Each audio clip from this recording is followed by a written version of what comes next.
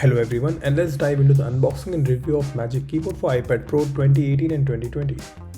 The unboxing is pretty simple and flat. It has just the case with some basic paperwork.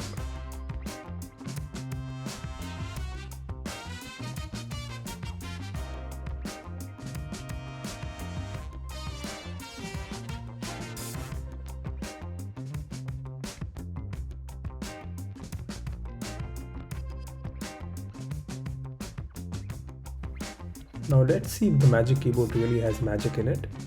First thing I noticed, it really feels well built. The dimensions of the case are rightly done and it just adds a little bulk to the whole setup.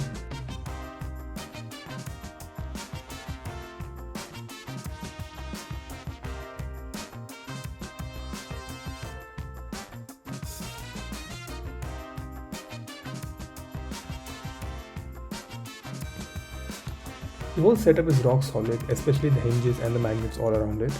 The iPad isn't going anywhere from this case.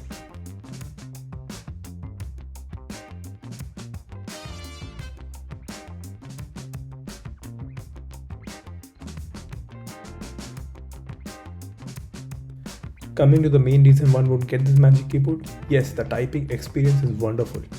With just the right amount of travel and scissor mechanism doing its magic, this is by far the best typing experience offered on iPad. The keys click really well, they are well built and backlight is really great.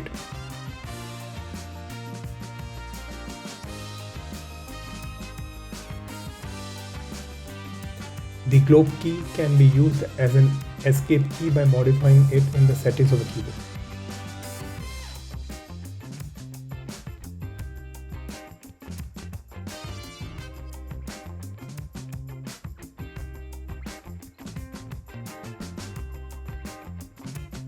Coming to the weight and the way Magic Keyboard feels, it is just about right. Apple couldn't have done it better, at least for Generation 1.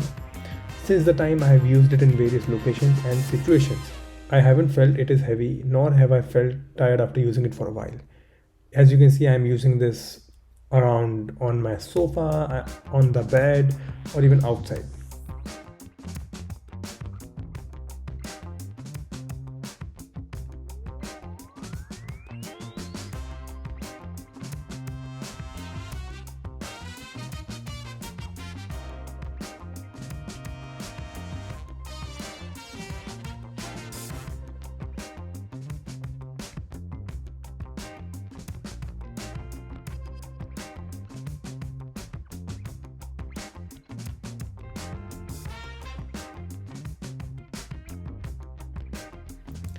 Special mention of USB-C port on the keyboard itself, which allows the main USB-C on iPad to connect with a dongle or storage, and the USB-C port on the keyboard only allows charging and nothing else.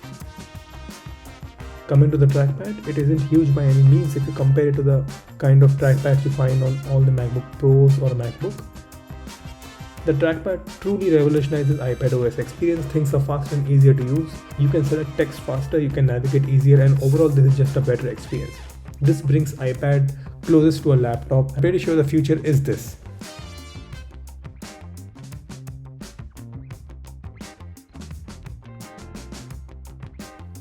The Magic Keyboard works great as a standalone case with a Mac or a PC. It works great as a sidecar for macOS Catalina and it is easier to use.